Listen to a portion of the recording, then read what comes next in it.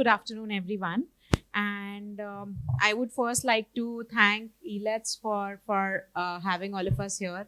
And I think it's really an honor, for me to be sitting amongst such esteemed panelists and, with such diverse backgrounds. We were just, speaking before the session, and, the panel that we have, I think it's been put together really well. So thank you so much for that.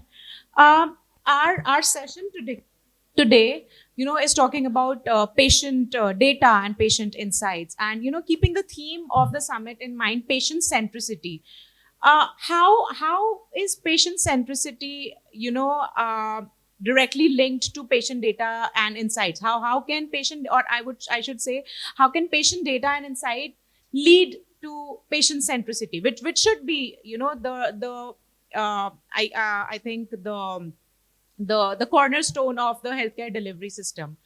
I think through patient data and patient insights, a few things that can lead to patient centricity. One of the most important things is a personalized treatment plan. Once we have the right patient data, the treatment plan and the diagnosis, the whole delivery system, it can be altered, and it can be customized as per the patient's need. And I think another thing that is important is it leading to better patient outcomes, better decision making. We always talk about value based care. The form of care has to now shift from volume based to value based, and to have that value based care, I think the information from the patient, information related to the patient, that holds a lot of importance.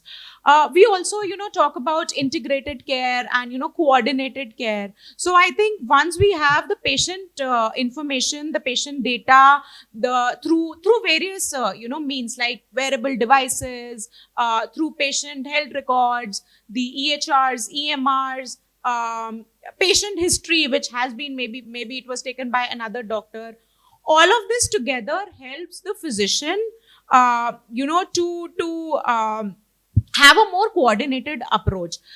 When we were in medical colleges, we were always taught about how important history and physical examination is. Because to make the right diagnosis and to give the patient the right, treatment plan, the doctor needs to understand what is the root cause. Just getting to know the patient's complaint will not, it's not enough for the doctor to make the right diagnosis and formulate the right treatment plan. There are so many things that come into play. I'm a quality person. I've been into JCI and NABH implementation, and we always talk about international patient safety goals. Keeping patient at the forefront. All of that, it has a lot, to do with the patient information, and patient information being together at one place. It gives you, the doctor, the care provider, the healthcare professionals, it gives them an edge. It gives them the right kind of platform for them to, have that approach. I think it also leads to better resource allocation in terms of the need of the patient. We in the previous sessions, we were talking about, how wearable devices work, and, how patient, patient indicators are being captured at one point. I think that also has a direct link to preventive care. We were, just talking about how important preventive care is. In India, I think the biggest problem in healthcare is that we have an inverted pyramid. The majority burden is on the secondary and tertiary care facilities, jabki it should be on the primary care facilities. And to reduce that burden, we need to strengthen our primary care. To strengthen our primary care and to have better quality treatment for the patients who actually need that treatment, I think preventive care is something that every country globally we need to focus on. And I think patient data has a very, very vital role to play when it comes to enhancing preventive care. Having to get to know what are the potential risks for the patient, how are the patient indicators going, what are the patient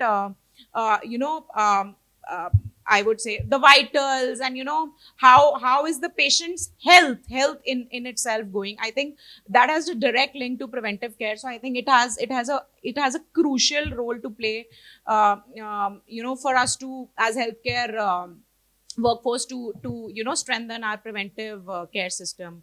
I think from there, I think like to start our panel discussion. My first question would be to Dr. Charu. So, Dr. Charu, since you have an extensive experience in home care services, how do you feel that integration of patient data and insight it can enhance the home healthcare system? And we talk about telemedicine and how it can. We have a dearth of human resources in the country, and this is one way to tackle that. So how do you think it has a direct benefits? Thank you, Kanchan. Thank you so much for this question. And thank you, Elets, for organizing this amazing Patient Centricity Summit and Awards program today. I know it's a post-lunch session and most of you will be in food coma, and I don't want to make it boring. I want to clear this point with such a huge panel. I really want to tell that being a geriatrician and being a home healthcare provider with palliative care experience, the most major issue which comes in my way all the time is complexity of a problem. Any elderly is not suffering it doesn't have only one disease. They have an issue which has multiple healthcare issues, whether it is a chronic kidney disease, whether it's a chronic heart disease, whether it is as complicated as cancer, whether it's as complicated as CAD, and even dementia for that matter. These all are very complex issues which have a multidisciplinary approach. When it comes to patient data, as Dr. Kanchan Dua rightly said at the outset, that it not only helps in creating a personalized, bespoke, tailor plan, which I try to create for every patient with the help of, with my team and with the care coordination that we have, which makes it very, very outcome-based delivery system. So bespoke tailor care plans is one part which is one of the major primary outcomes of when we collaborate patient data for a very patient-centric care. The second is real-time monitoring. When we look at patients who are at home, when they are discharged from home, when they are getting their rehabilitation and their care at home, there are near misses, there are emergencies which needs to be handled. And everybody cannot afford and everybody do not even require a healthcare professional by their bedside. So, अगर उनके पास कोई nursing staff है, अगर उनके पास कोई health care professional है, अगर उनके पास कोई मेडिकल प्रोफेशनल है जो कि हमें 24/7 मॉनिटरिंग दे पाए और हमें अपडेट कर पाए, then it's a different situation. But when you have an option of providing real-time monitoring with the help of artificial intelligence or data, like gadgets, like for example, we are using one software which is a Japanese-based software, which is called Vios. Now, when you put that, it's a non-wearable device which is attached through the Bluetooth of the patient, and with that you can even understand whether the person has a chance of developing a pressure ulcer.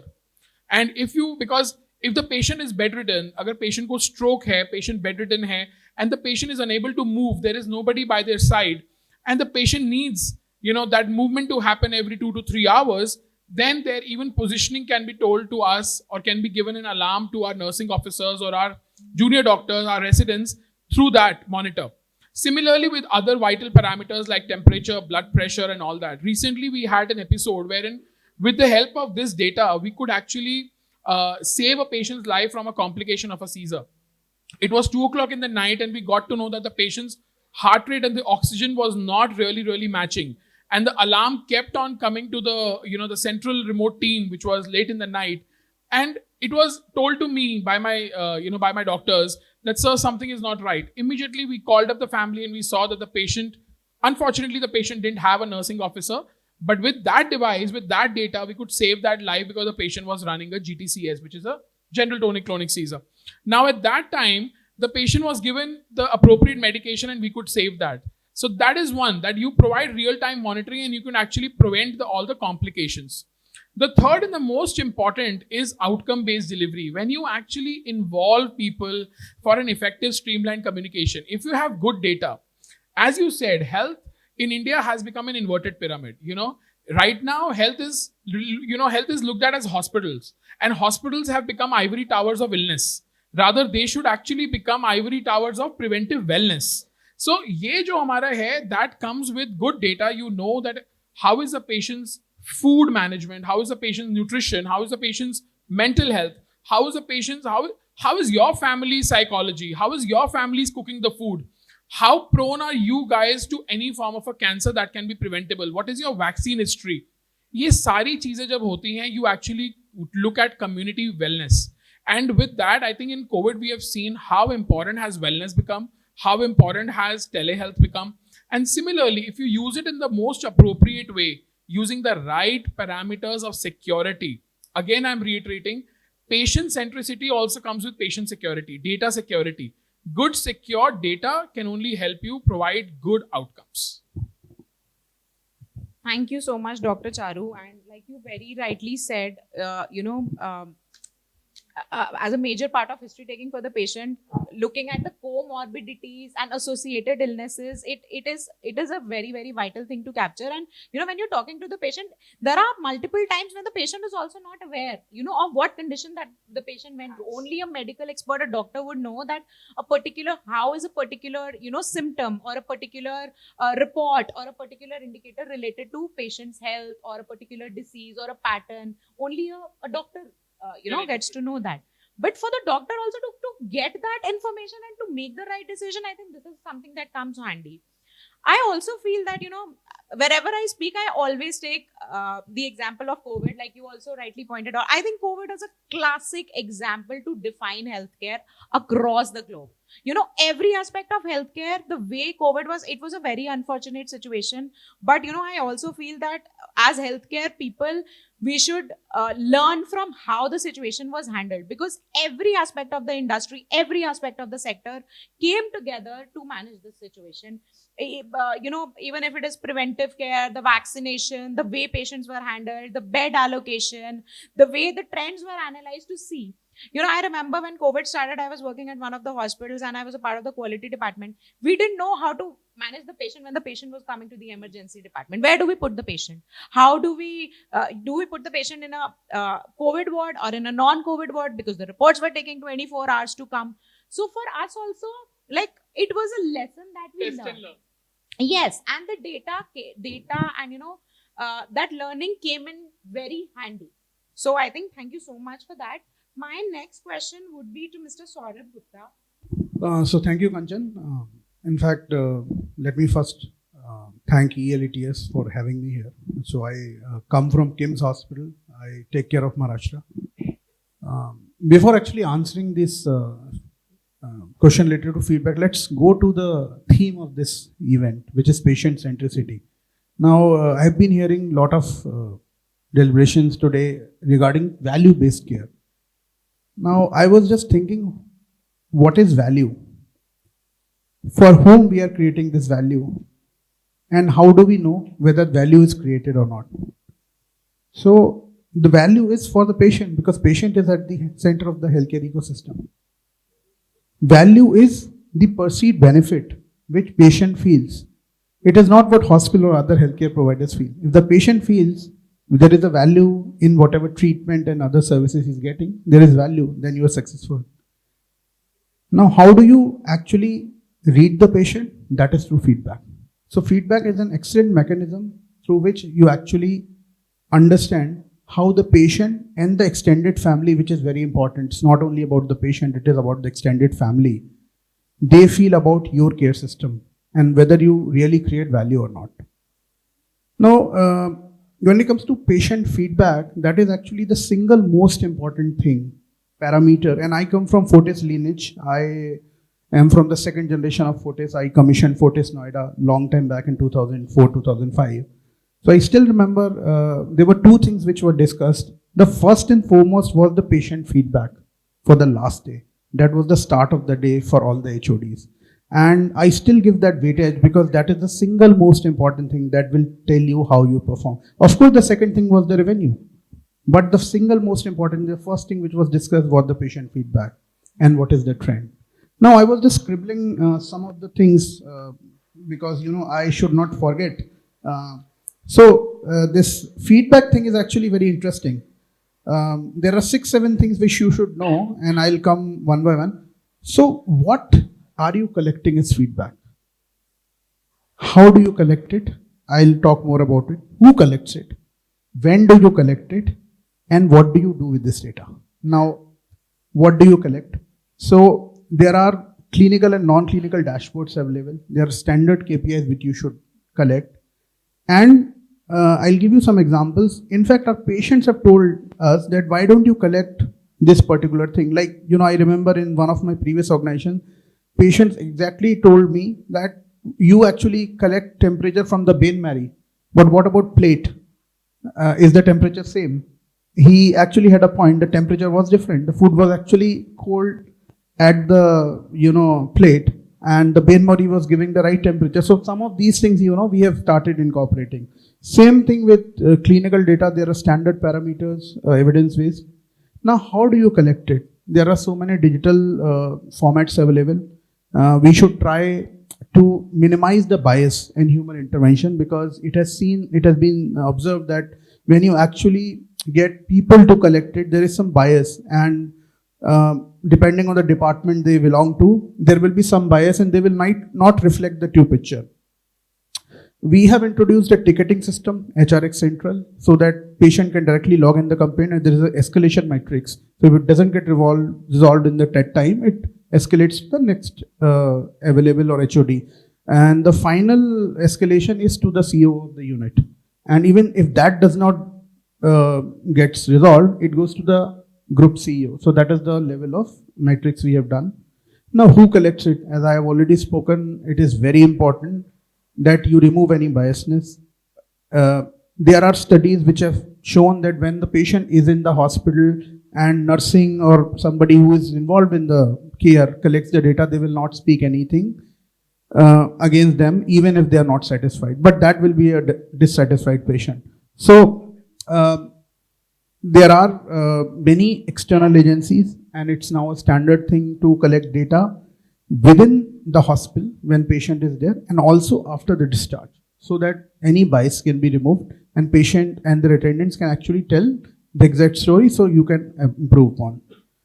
When do you collect it is the same thing. You should also, so the run-of-the-mill stuff, any food-related complaint, any delays can be rectified there and then. But the bigger scheme of things can only be told by the patient after he is discharged, after he is comfortable, when he is no longer at the mercy of the hospital. Now, the most important thing is, what do you do with this data? So it's the digital age. We are all, trying to be digital gurus. So we have the patient videos where we talk about all the patient feedback, how excellent the care is. So I need not speak about that, but I would like to focus more on the negative feedback, because how important negative feedback is and how you can actually change the course, and you can actually make that a patient or patient attendant from distracted to a supporter. So you actually propagate all the positive feedback. But what happens with negative feedback is you first try to get inside what was there and try to correct it. Now that is not only important. First of all, you should do a fail-safe. I'll give you an example. And the most important thing which we all forget is the closure. Now patient is discharged. How many of us actually call the patient and tell that you had this complaint? We have actually done a solution to this so that nobody else gets into this particular thing. We have started doing that, and believe me, it has got immense sort of confidence in the patient fraternity. I'll close with the last example. We actually moved to a bigger hospital in Begumpet, Hyderabad. State-of-the-art hospital. It was retrofitted. So there were some washrooms where the level difference was there. So, my engineering friends from projects will understand, when you create additional washrooms when they were not planned, there will be the sunk area is not there, so the level increases. Now there was a complaint when there was a, near fall in the hospital. So the patient complained, and then we actually examined that there were serious issues with some of the washrooms. So we actually built some ramps and we put hazard tape. Now what we did is we actually took a video, we called the patient and sent it to the patient that, this is what we have done. The patient was so happy, he actually wrote back and wrote it on many Facebook and, social media handles. So also we have called few of our patients to come us and talk about their hospital journey, especially when patients were not happy, on what could have been done in a better fashion. I think that has been very helpful. So again, I would say the feedback is the single most important thing to improve hospital operations. Thank you. Thank you so much, and I couldn't agree more. I think one of the major issues that every hospital faces is medical errors and unfortunate medical incidents that happen. And I think patient feedback and the information that we are getting from the patients and education, and it has a major role to play. So, one of the major patient event, an adverse event that happens or incident that happens is patient falls. And in during my work tenure with one of the hospitals, we saw that the patients that we used to have a lot of we used to have patient falls in a particular time frame. And when we spoke to the patient and we took the feedback, it was noticed that when the patients were and the patients were mostly the patients falls were happening when the patient was getting up to go to the washroom. When we did a root cause analysis, like you talked about, going to one of the quality tools that we use, the reason was that the patient was not calling the nurse. They felt that they can use the washroom themselves. They were getting up on their own and they were not calling the nurse, and that's because that was the reason that majority of falls were happening in that 3 a.m. to 5 a.m. time frame. So then the measure that we adopted was educating and re-educating and reiterating to the patients and the family, like you very rightly mentioned, that they need to use the call bell. They need to call the nurse so that the nurse can assist the patient, and this thing can be prevented.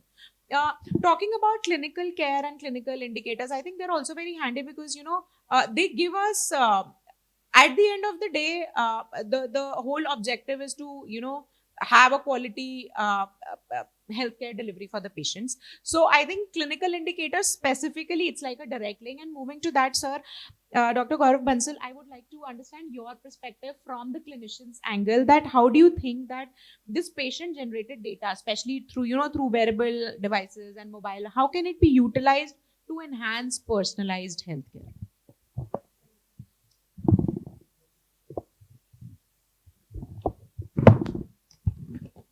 Good afternoon, everybody, and thanks, Kanchan, for giving me this opportunity. So, regarding the patient's wearable data, that's what we're talking about.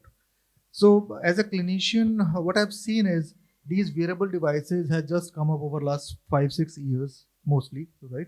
And earlier, there were devices which were using information technology for healthcare purpose, but they were not kind of in true sense wearable. So, as of now, there are many companies who are bringing new wearable devices.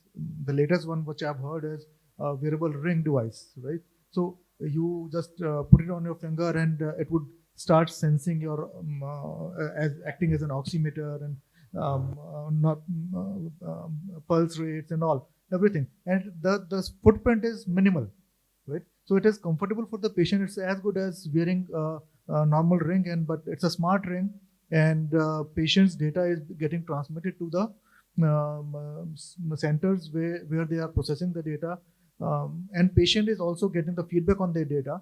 But still, that data is the problem here is that data is still lying with the company who owns or who is creating the software for that hardware, right? So the data is going to that company, and they are the ones who are processing the data. So there are the goods and bads to both the things. The good thing is that they are processing the data, they are putting it to research, they are coming up with the new wearable devices or other solutions for the problems which the patient is having, because they are having big data now. Everybody is wearing an Apple Watch or a kind of thing, or they are walking with a smartphone, right? So they are counting their steps. So people are doing their stuff, but they were not knowing what are they doing routinely, and what routine things can matter to them, right?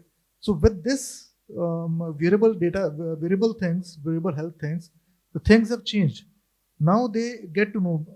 बात होती है कि आज यार 5,000 step हुए मेरे आज I was not able to complete my 10,000 steps. This is very common talk nowadays. So that shows that yes, the technical technology is helping us in a very good way. Same way for diabetics. In diabetes, there are wearable devices now who are sensing the real-time data. And if there is anything which shoots up, or there is hypoglycemia, fall in sugar, which is that it's more dangerous than the hyperglycemia, right? So sometimes patient is alone. Elderly, they are alone at home, and nobody is taking real time care of them at that point of time. And if he has a kind of hypoglycemia shock, and if there is a system, they is wearing a device, then it can send signals and alarms to the near and dear ones, or to the company, who can then take care of the person, or to the patient. Same way, the watches, the Apple Watch, I would say that it has come up with a really good thing where they keep a track on if you fall, right? If you fall unconscious, it would trigger an automatic alarm to your family members, or the people who are in touch with you, right? So patients are getting the treatment at the right time. Earlier, from the clinical perspective, like in stroke, I would just give you a very normal example in my practice. Stroke patients, 3 hours is the golden time, right? Patient is hypertensive, not diagnosed hypertensive or diabetic. Patient falls down unconscious, nobody's at home, or he's just sleeping in his room, or he's alone in his room, right? If he's brought to the ER in time, we can actually potentially save his hemiplegia, we can bring him to the normal life. Means he can be up and about in no time. It works like magic. So time is money, and time is gold here, right? So wearable devices, I would say, definitely they've just started now, but I think this is just a beginning, and way more to go. Thank you. Thank you so much, sir, for sharing your perspective on this. And like you very correctly mentioned, the time frame, I mean, it has so much importance and so much role to play, not just in, of course, in life-saving incident, but also, taking the right step and making the right intervention for the patient in the right time, so that, like we said, progression towards secondary and tertiary care, that's all, directly related to that. So thank you so much for the insights. My next question would be to Mr. Ritesh Aaron. So can you share with us how patient data can be utilized in public healthcare system? Thanks, Kanchan, for inviting me. Thanks, Elets. Before I'll start answering it, I'll like to share what my previous panelists just shared. Absolutely. When it comes to wearable, the other thing that we have to look at, whether when we are getting the information or output from these kind of devices, whether they are actually complying to any kind of clinical standards or not. This is something which is really very important, because now market is flooded with lot of these kind of devices, and these data are not complied to any kind of clinical compliance. So we have to look at it. So coming back to question, the first thing that we have to consider is, if we look at specifically the chapter 4 of Digital Personal Data Prevention Act, it very clearly states that for research purposes, we can use the data of the patient. The other thing is, if we have the consensus or concurrence of the patient and they have given us the consent, yes, then also we can use the data. So first thing is, we can use the data only in these two conditions. The second thing is, when we are analyzing the data, the other thing that we have to understand is whether the data, because in one of the previous session, even Mr. Dr. Eskim here also mentioned this very categorically, that the data that we are generating or that we are getting, or if we are even sending it to other system for maybe for any kind of trend analysis, any kind of clinical decision support system, it should have some kind of compliance to standards also. Because what we are seeing, I have implemented, I was part of the multiple programs like RCH and MOL, COVIN, Ayushman Bharat Digital Mission, ABDM also. So what we have seen is, even unless and until the data is not standardized, we can't use this data. The next thing is, even when we have the complied data and we can create the trends, so probably the best thing that we can do is, we can do the preventive analysis from this data. I'm going to give very, very specific examples also. So it's a very common practice to capture the data through community-based assessment checklist, right? So we can analyze this data because this data is primarily captured by ASHAs and they are not coming from the clinical background. So based on the data that has been captured, we can create a risk score for that patient.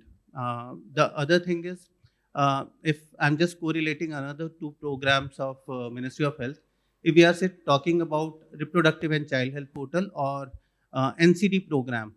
So these programs are up and running. We have the data in RCH, we have the data of almost 36 eligible couples, 36 crore eligible couple. And if we are talking about NCD, we have the data of almost 66 crore people. Out of those 66 crore that was screened, 6 crore were on continuous treatment. So if we have this much of data set, we can actually create large algorithms, we can create artificial intelligence backed data driven system so as to identify that in this kind of a region, what is the prevalence of any kind of a disease.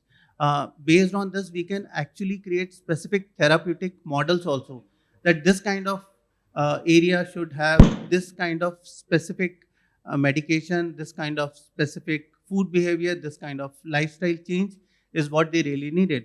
So something of that sort. The other thing, because everyone talked about COVID, so why should I left behind? So when it comes to COVID also, I'll again here give two examples. One is related to Blue Dot. I really don't know how many of you heard about Blue Dot. Blue Dot is a specific program that was created by a Canadian firm. And they actually created that when a disease is happening in any of the area and the patient is moving from that area to another area, what is the prevalence of disease that can happen to other geography? This is a very unique kind of a model. They started this model in early 2020, early 2019 rather. And probably they were the first one that analyzed that something is happening in China, because whenever people are coming from China, they are actually creating some kind of disease pattern in their countries also. And for doing so, they have analyzed something which is very unique. They have actually captured the data from IATA, from airline industry, that how much people are traveling, and if they are canceling their tickets also, this data can also be used for surveillance. So something this can also be used and can be created within our national programs also, like IHIP, what India have as on date. And last thing is, as on date, India is doing something very great about. So they have put Vadhwani AI is behind this program. So what Vadhwani AI has done is, they are media scanning. I believe as on date, they have captured 14 languages, and whatever information is being available on the media, social media, newsprints, local newspapers, they are analyzing this data, and based on these data, they are creating local alerts, they are creating the alert for district surveillance officer, and then they are able to create lot of information that can be used for surveillance purpose also. There are a lot of other things also. Therapeutic, we talked about, value-based care, everybody is touching upon. So these are some of the areas wherein we can use whatever information that we have. Thank you, Kanchan. Thank you so much. My next question is to Dr. Vandana Bhardwaj. Ma'am, what do you think are the ethical, considerations that should be kept in mind while using patient data, especially for growth strategies? Thank you, Kanchan. And I would thank everyone here for providing such a nice platform where the agenda is patient centricity. The eminent co-speakers, Dr. Charu, Dr. Gaurav, Sourabh, and so good points are being touched upon on this summit. And definitely there are few pointers as per your question. So I would take you back to 2020 when the COVID started and the home healthcare concept, feedback concept, digitalization of India being as an Indian digital through the leadership of our Prime Minister, Mr. Narendra Modi. And now at 2025, we are talking about AI intelligence. So 2025, if I say, one is COVID data, which is healthcare data, and we are discussing that right now on this platform. and to a second opportunity of healthcare versus another data analytics. So everybody is aware 2025 we have a Mahakumbh, and that data is also being captured by the India. For what? Not for healthcare purposes, for so many different purposes, so that whatever the dream of India as a global leader we have thought of, Bharat as a Vishwa Guru. So how would that happen? Definitely through data analytics. And that's the key to the success towards a better India. Now, coming back to the question, yes, the data analytics, we should be using the data in a responsible and a respectable way to utilize the data for the patient care. If I come back to the patient centricity, which is the topic of today, there are 3 C's which are important as per the provider aspect. Care, which should be very effective. Then communication, which should be transparent. And then connectivity. And I would stress upon the connectivity being an emotional angle to the patient well-being. When we talk about technology and healthcare, technology only assists the human factor. The emotions which human carry, if I am unwell, I would like to see a doctor and I would not like to use a chatbot to prescribe me. Yes, it would be an efficient system which would enable me to have a less time being interacted. My touch would be decreased, my waiting times would be decreased. But that emotional connectivity which I create with the doctor while I interact with it, I don't think that can be assisted through the AI. But the balancing act of both these factors is what we require. So I think to prolong it, to talk about it, we have length and length, we can go on and on. But I would like that all speakers should be getting the eligible time. Thank you so much, Dr. Kanchan. Thank you so much. So since we all of us have been talking about COVID, so keeping the perspective of infectious diseases in mind, my question to you would be: how do you think that innovations in infection control, innovations in infection control systems, how do you think they have an impact? So first of all, I'd like to thank you and Elets team for bringing in the large, viewpoints from all the kind of aspects, different people out there. I believe in, we are there for the patient centricity theme as in. So if we just decode what is like being a patient centric person. So involving the patients for the decisions you are making for them is the patient centricity which we are evolving around. It's either in the form of thinking of their well-being, for their data, for saving their lives. So primarily, the 3 core aspects of any kind of theme is reliability, reachability, and safety. So if you're thinking in terms of reliability, of course, a person of any kind of cadre, nobody likes to go to a hospital at any given moment of time. So people believe that, I should visit a hospital if I'm feeling safe, both in terms of as a human being, or if I can get some kind of disease going to a hospital. So in both regards, I believe that more focus in the country should be given towards to the safety of the people, because ultimately any patient who gets a disease, it's the prime responsibility and the moral responsibility also for the doctors to save their lives. And to save the lives, it's not only monitoring in terms of what kind of diseases they're having, it's also preventing them from the pathogens which are prevailing across hospitals. So hospital-acquired infections are the core kind of, a grave scenario in coming years, being AMR on the rise. And you will be shocked to know that, 1.5 lakh deaths happen in India only due to HAIs. So it's like if a person is in hospital out of he's not getting any ailment, but if he's been to hospital, he has got some infection out from there, they die. 40% of neonatal deaths happen in India only due to hospital-acquired infections. So the responsibility of data gathering from the patient per se, I believe that if we feel that since morning we were discussing in terms of the privacy, the kind of security of the data breach, what hospitals as an infrastructure in the country can do is to monitor the infection trends or the kind of pathogen trends in their own hospitals to safeguard the patients. So patients, of course, as a hospital, will have an increased reputation, a better patient outcome if they feel that, am I visiting the hospital? Am I feeling safe? Post-admission, coming out of the hospital, I'm totally fit and fine. That's the kind of, if we'll give a complete holistic 360-degree protection to the patient, that will grow the whole infrastructure in a better manner. So that were my thoughts. Thank you so much, Mr. Saurabh. I think infection control is one aspect that is linked to every aspect in a hospital.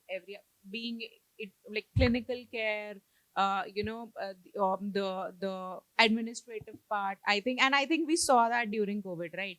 One small thing, infection control could change the whole scenario that COVID had created. And that's why it's not only in the hospital, outside the hospital. Yes. I think it should be a part of our life, right? It should be a part of our lifestyle. And I think now, I think the one good part about the unfortunate COVID thing that happened is that people have now realized the importance of hand hygiene.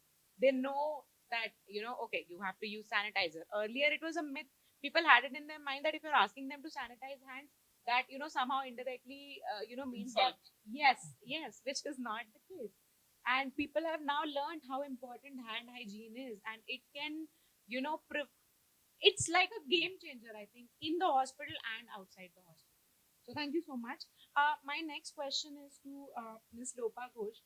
Ma'am, how do you think that data analytics can be utilized for innovation, especially in care delivery models for chronic disease? Thank you. So, thanks, Kanchan, for the question, and to Elets for creating this forum. So, the world that I am concerned about, in that world, data analytics, the way we have been talking about since morning, has absolutely no relevance. In fact, whether at all the outcomes of the data analysis that you do and the AI-driven innovations that come from all of the wonderful work that you're doing, it will be years before those benefits reach 70%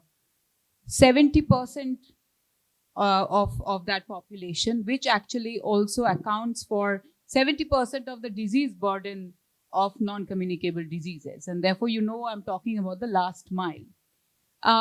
From the work that we do with the last mile, which is where, and particularly in low and middle income countries across the world, our interpretation of data is very different. So numbers or treatment records are extremely important. What the blood pressure levels are, how many people are on diabetes medicine, what is the treatment protocol that is being administered. All of that is very important, but numbers don't tell the whole story. And therefore, what we rely on, the data that we rely on, are basically stories. So we go out to these people, and I would say that the innovation that you're talking about, the paradigm shift and the greatest game changer that will happen in healthcare across the world will be when we step aside of our normative understanding of what is data and we start looking at the lived experience of people. Because chronic diseases, it's not like one-time interface with the medical system. It is throughout their lives. And it is not for nothing that for something as simple as hypertension, in India itself, the treatment adherence is 12%. And yet, hypertension, which for us is something so simple and easy to treat, is the top risk factor for stroke, which is the leading killer in the country. And in fact, just to briefly tell you a story, 2 days ago, I was in the upper reaches of Tehri Garhwal district. And there, what you were saying, sir, that undiagnosed hypertensive. This man, young man, 45 years old, he was about 10 years ago, he knew he is hypertensive. But see how myths and misconceptions abound. He felt that dawai lene ka koi zarurat nahi hai because aadat pad jayegi. So he did not take medicines, and about 5 years ago, he suffered a stroke. But the point is, even the golden hour of stroke, in those upper reaches where even amlodipine, which should be on the essential medical list in all primary healthcare facilities, that is also not available. So they are treating blood pressure, hypertensives with EcoSpring. At least there is something in so many places. So just to I think it's a slightly roundabout answer to your question. For me, data analytics will certainly, it will make a huge difference. And let's hope that all of the work that is being done, that will ultimately reach the last mile.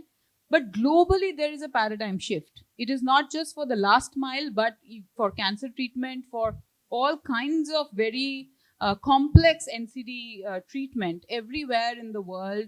There is now a shift to understand the lived experience of people. And therefore, the biggest innovation will be when we start to reimagine data itself.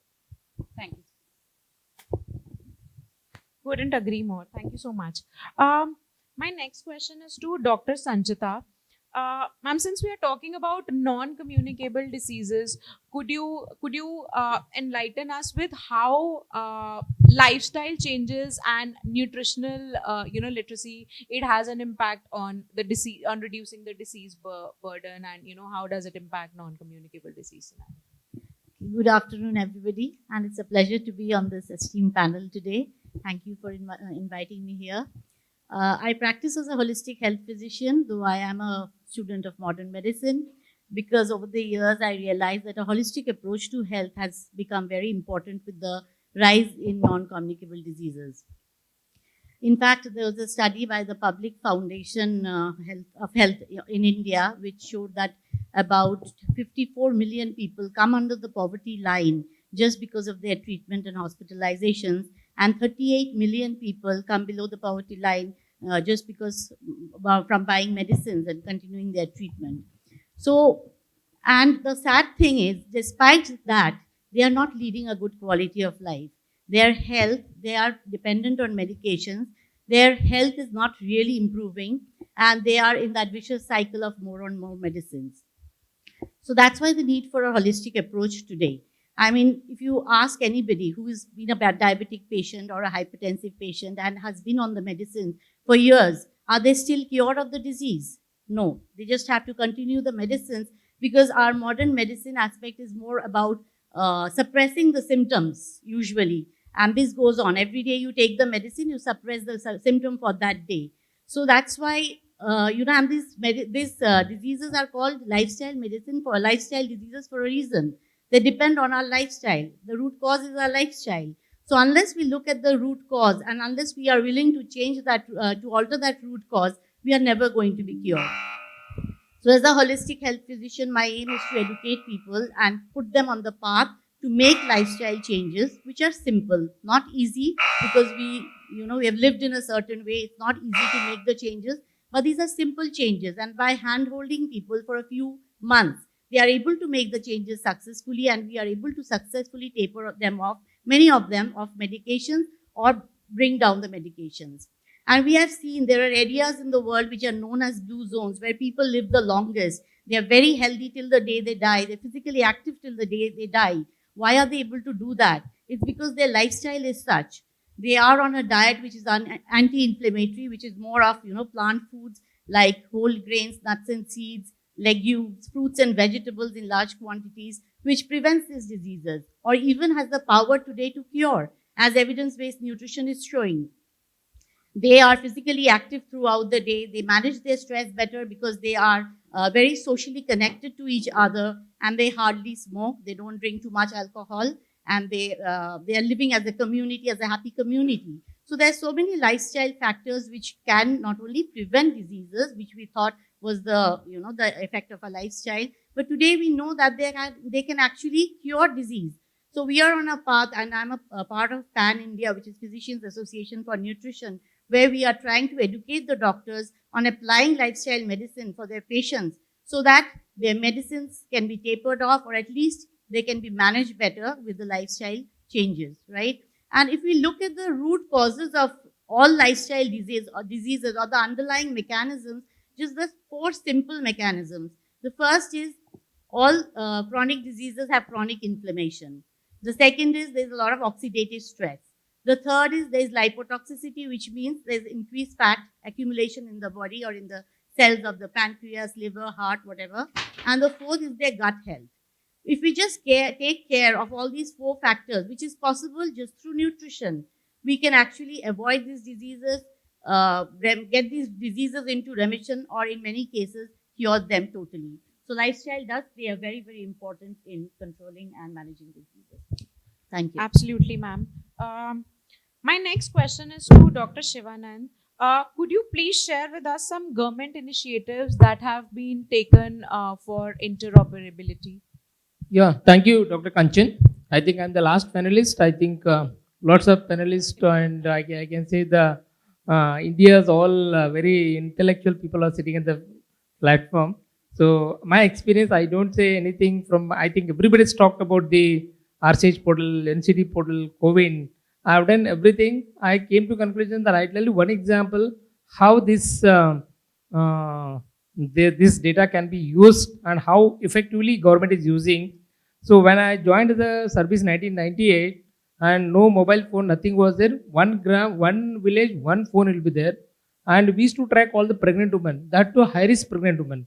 So one high risk pregnant woman, I gave a task to my Anganwadi worker. That time Asha worker is not used to be there, ANM used to be there.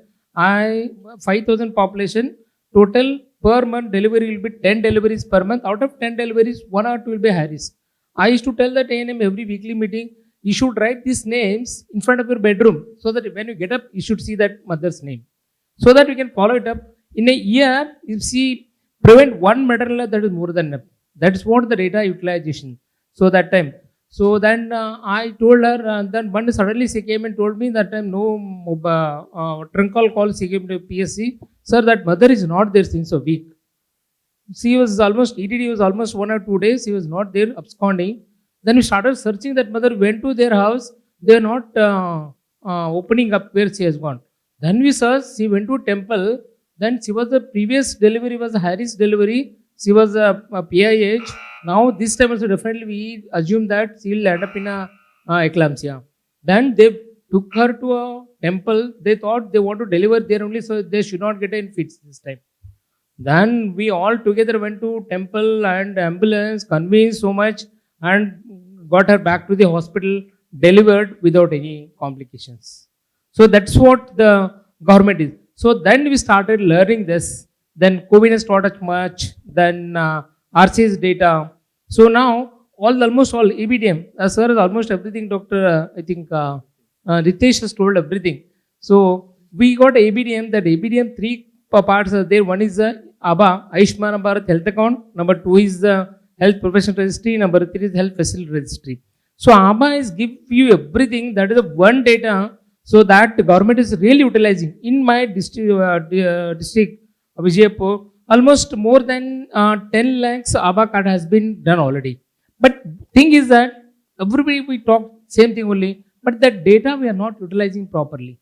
So that what the particular area, particular village, the people are having why so many diabetes in this area, why there is more hypertension in this area. So that data is not utilizing. So government definitely we are trying to do that only. So this is number 2 RCH portal where there is a high risk pregnant woman are there. See 1,000 population, how many will be there per month? 2 deliveries. Out of 2, how many is going to land up in the complication? So that we are trying to make out. So this using since almost last 8 to 10 years. So now maternal mortality in Vijayapur district, it has really we used to sustain development goal. What plan was there? So now my district, what you can say, the maternal mortality is it has come down to 61 per 1 lakh population. So definitely we have achieved only because of the maximum utilization, correct utilization of the RCH portal and utilizing this data. So that's what preventive care. Definitely, madam, no doubt about it. We are all stressing on the curative care only. We are concentrating on the community health center, concentrating on the district hospital. So much load on the district hospital, but nobody has thought about the preventive care primary health center. So there, if we give more care, definitely all the diseases, all the patients can be cut down. So this data can be really utilized well. So effective training and all this, and better not to, I should not say anything that, then concentrating on the more villages, because India has more than 70% villages. If you concentrate a sub-center, what you can say, Ayushman Bharat Mandir, then PSC, definitely mortality, morbidity, infant mortality, maternal mortality, then only our country will become developed country. Otherwise, if health is not improved, will never improve the India, because however the industrially developed, however intellectual people may be there, these two things, health and education. So that's what, so government is trying, utilizing much. I want all the people who are, and many of the NGOs, many of the private hospital, many of the medical college people come, try to spare one day in a month. So come, adapt some villages, don't give any prescription, don't give any drugs and all. Just go and talk to the people of villages. So this is my humble request. Thank you very much, ma'am. Thank you so much. Since we are running short of time and I'm already getting reminders, I will quickly wrap up the session by thanking each and every one of the panelists. I think we had an incredible discussion. Thank you so much